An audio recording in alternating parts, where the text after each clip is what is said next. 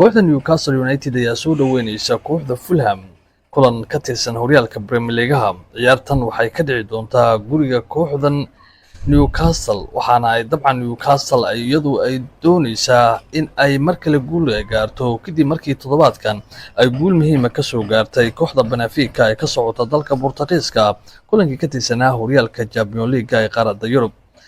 Newcastle waxa uu kulankan uga dhigan yahay mid muhiim u ah si ay 3 dhibcood oo nadiif ah u qaadato.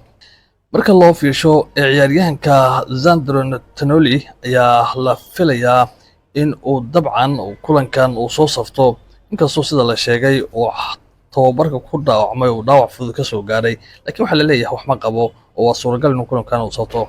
Tonali si weyn ayuu kooxda la qabsaday tan iyo markii uu kooxdan ku soo biiray, waxaana ay dabcan uu ka mid yahay xidigaha ugu muhiimsan.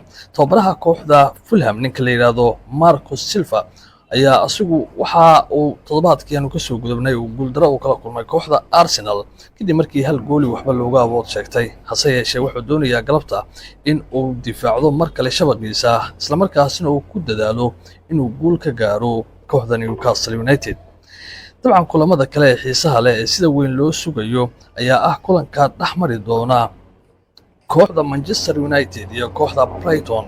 kulankan waa kulan xiiso leh marka loo fiirsho soo kabashada ay sameynayso kooxda Man United oo iyadu markaasi toddobaadkan dabcan guul ka gaartay mar kale kooxda Liverpool ayaa iyadu waxa ay u muuqataa in ay kooxda Brighton ay soo dhaweyso. ciyaartan ayaa ka dhici doonta gigida kooxda Manchester United Old Trafford. ha yeeshee marka loo fiirsho ciyaartoyda kooxda Manchester United gaar ahaan xidigaha cusub ee kooxda ku soo biiray ayaa si weyn ula qabsaday, waxaana ay kooxdu haatan u muuqataa mid soo kabasho sameynaysa. tababar Imran oo cadaadis xoogan kala kulmayay maamulka kooxda iyo taageerayaasha kooxdaasi ayaa hadda u muuqanaya mid badbaadaya, waxaana uu guulihii uu gaaray oo toddobaadkani guushii uu gaaray oo ka mid ahayd ay u suurta gelisay in mar kale rajo ay geliso inuu sii joogo garoonka Old Trafford.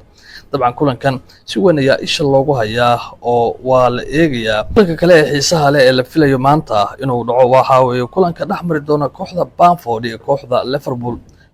toddobaadkan kulankii horyaalka Champions League waxa ay ku badisay goolal aad u badan kadib markii ay ka soo kabatay guuldarooyin isxiga ilaa 4 kulan gaaraya oo ay markaasi u guuldareysay tababar Arsenal.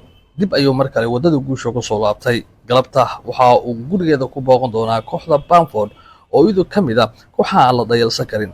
hase yeeshee tababaraha kooxda Liverpool asiga oo careysan ayuu tagi doonaa guriga Brentford. galabta kulankaasi xiise gooni ayuu u leeyahay taageerayaasha Liverpool waxa ay doonaysaa inay dagaal u gasho mar kale oo ay difaacato tartanka horyaalka, inkastoo iyadu haatan ay u dhaadhacday kaalinta saddexaad.